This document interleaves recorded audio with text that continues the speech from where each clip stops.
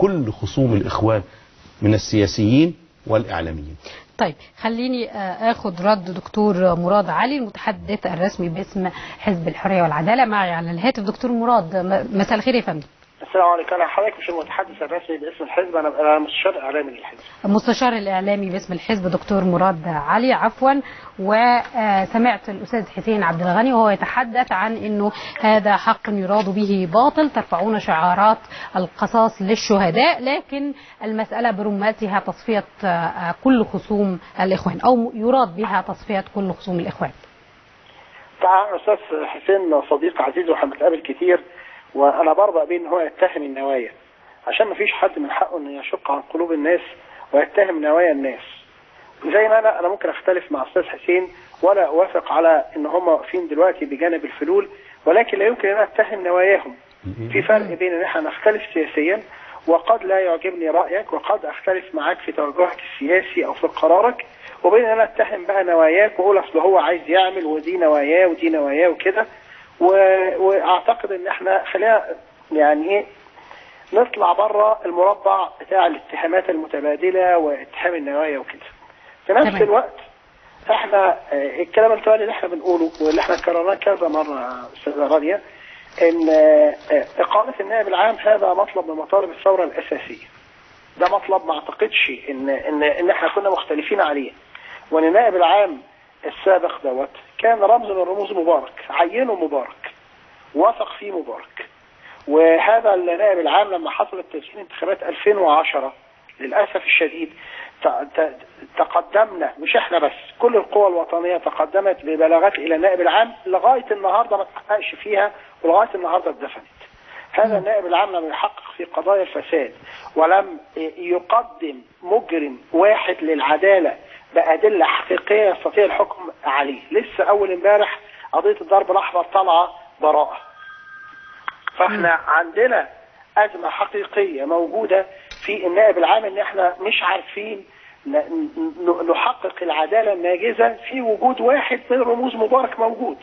يعني احنا النهارده تخلصنا من حبيب العدلي وتخلصنا من أحمد عز وتخلصنا من كثيرين، والنائب العام ده قاعد لنا زي ما هو. حتى لما حاولنا نوصل معاه او الرئاسه حاولت توصل معاه الاتفاق واتفقت معاه ان يترك الوظيفه في سلام ويتنقل لوظيفه ثانيه بشكل جيد، لم يستجب.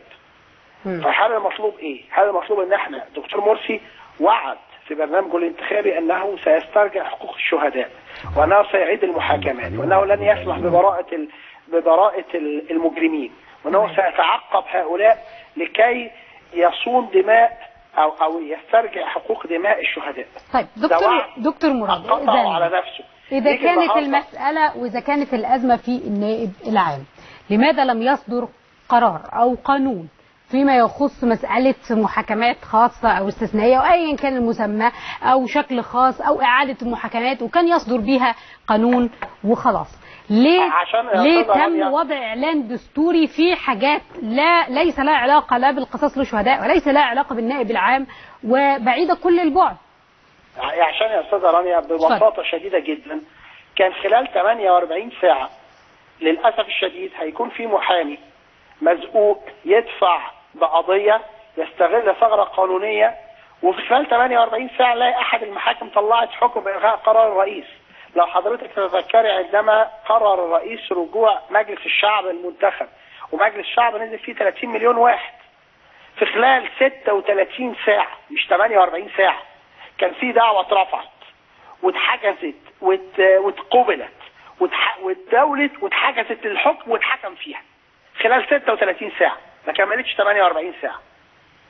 فهل حضرتك الدكتور مرسي لو كان طلع القرارات دي بدون ان هيطلع قانون وهو معاه السلطه التشريعيه مش قرار، بدون حضرتك مجرد انه يطلع قانون يطعن عليه، يطعن على دستوريته يا استاذه رانيا.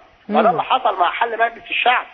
القانون لو هو طلع قانون او طلع اي حاجه ولم يحصلها، كان النهارده بدل ما كان هيبقى فيه اجتماعات ومظاهرات كان هيبقى فيه قرار من محكمه ما ان هي الغي يا عم كل الكلام دوت.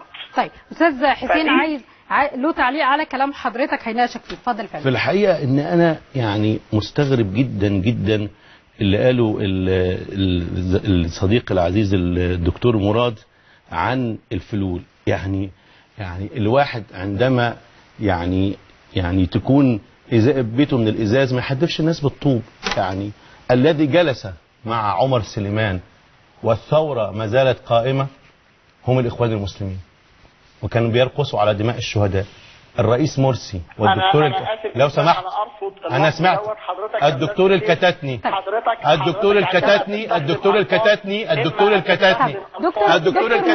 والرئيس محمد مرسي نفسه اجتمعوا مع عمر سليمان. احنا كده الجمهور مش سامع حد.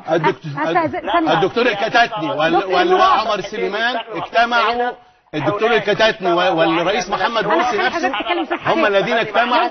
هو كان دوري انا في الكلام. اسمع الكلام لو سمحت يا دكتور. هو اللي قاطعني كده المشاهدين مش هيسمعوا حضرتك ولا هيسمعوا استاذ حسين. ارجوك انا هستسمع حضراتكم. انا حدي حضرتك الفرصه انك تقول كل اللي انت عايزه. انت تقاطعني وانا لم اقاطعك.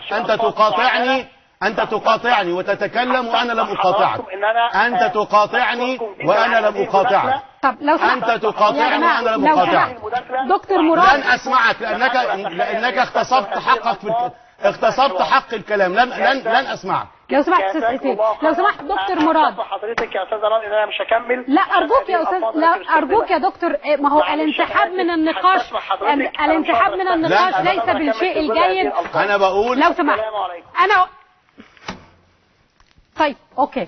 هل يعني يا استاذه راني هل حد يتكلم عن الفلول؟ عن الاخوان المسلمين دول يتكلموا عن الفلول؟ من الذي ثبت انه جلس مع عمر سليمان؟ احنا كنا في الميدان، الناس في الميدان، ومن وراء الثوار راح قعد الرئيس محمد مرسي الرئيس الحالي والدكتور سعد الكتت مع عمر سليمان، ولسه دماء الشهداء لم تجف.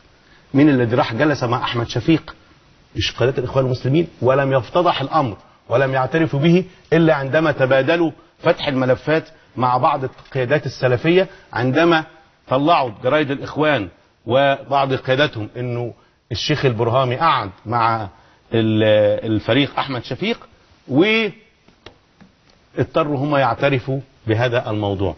يعني لا يصح. طبعا كنت اتمنى دكتور مراد انك تفضل معانا على الهاتف علشان يبقى عندك حق الرد تماما. وما زال يا جماعه اكتبوا لنا ارقام تليفونات البرنامج على الشاشه لو حب يرد. في يوم اللي تعينت فيه